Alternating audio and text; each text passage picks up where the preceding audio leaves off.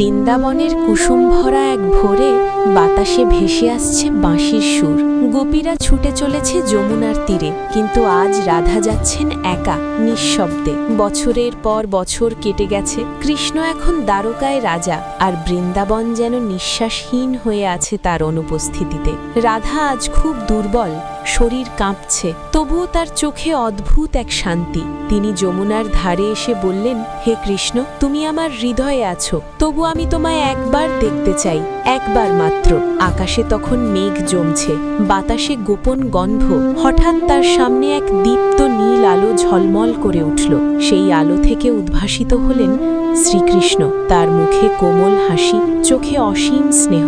রাধা মৃদুস্বরে বললেন, কৃষ্ণ, তুমি এসেছ কৃষ্ণ, আমি জানতাম তুমি আসবে। কৃষ্ণ এগিয়ে এলেন, রাধার কপালে হাত রেখে বললেন, রাধা, আমি কোথাও যাইনি, আমি সবসময়